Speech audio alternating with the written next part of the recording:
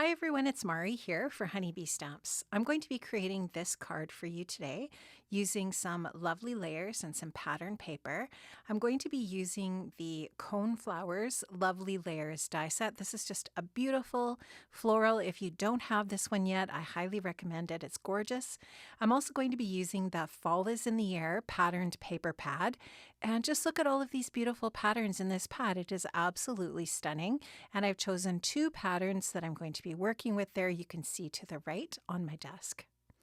Now I'm going to start off my process here today by showing you that I'm going to be using an A2 size white top folding card base. And I've also die cut out my plaid paper with my scallop A2 frames. I've used the largest die from that set to cut out that gorgeous plaid that's just got all of those beautiful colors.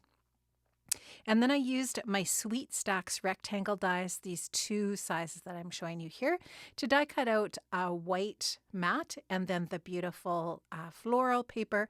That is going to be the star of the show of the pattern paper here today. It's just so stunning. I love that. Now I've die cut out all of my cone flower pieces. You can see that I've got some really pretty tones of orange. And then I have the leaves in green and the little center of the coneflower.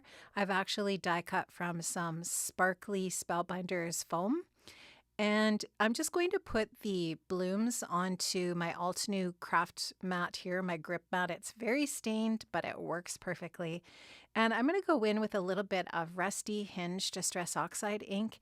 And I'm just going to do a little bit of ink blending. This is really quite light and it's almost like the same shade as some of my cardstock here, but it is going to just add a tiny little bit of color.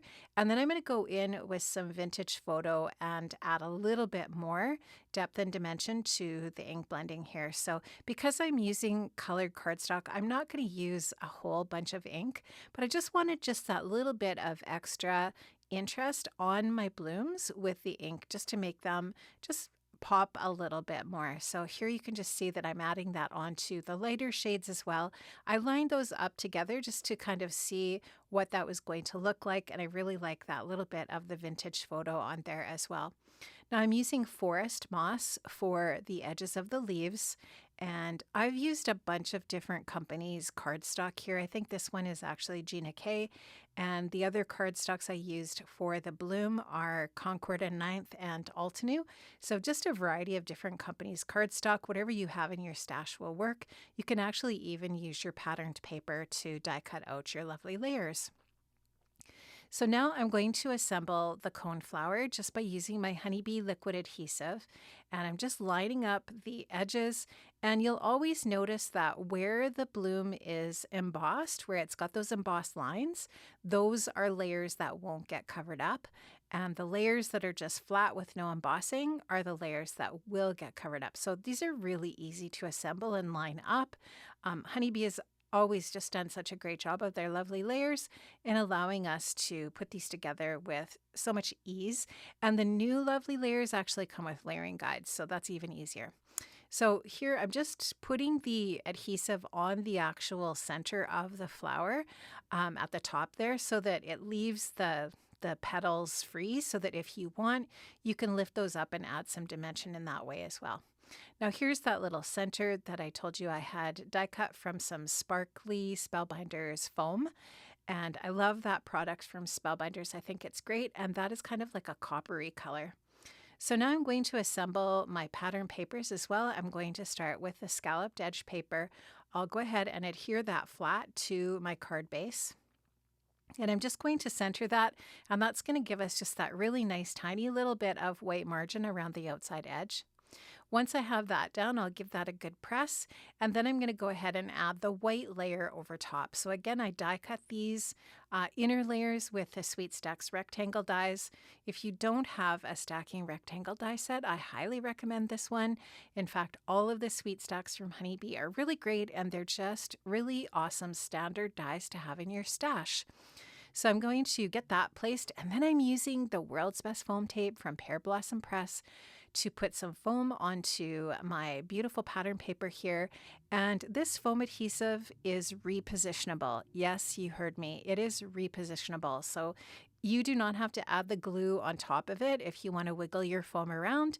You can actually pick this up off of your paper and it won't tear for about 30 minutes before it becomes permanent. So I love that foam tape. This is just some craft ribbon that I had in my stash. So I'm just tying a bow around the top layer of the card, and I'll just tie off or cut off the tails just at a little bit of an angle just to give them a really nice pretty finish.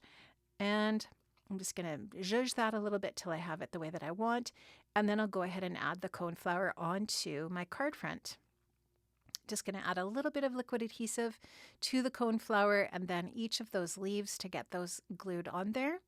And that is going to leave me with the very obvious spot for a sentiment, which is kind of in between the ribbon and the floral.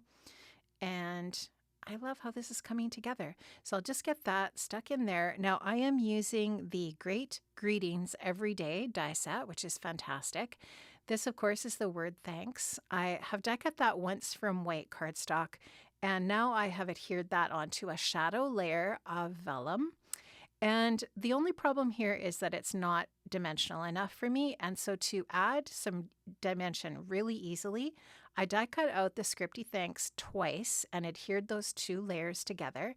And then what I'm going to do with this double layer of thanks is I'm going to add it onto the back of the vellum, lining it up with the thanks that's on the top. And so this isn't going to show on the front, but it is going to add a double layer of dimension so that it's going to be more dimensional on the card front. So I'm going to just add a little bit more adhesive onto the back, and I'll add that onto my project. So I really love how that looks. I like how this came together. I think this is a really pretty fall floral, and it came together so nicely with the lovely layers. Coneflower. Friends, I've linked up in the description box below to all of the different products I've used today. I hope you enjoyed this video, and I will see you again very soon. Take care. Bye-bye.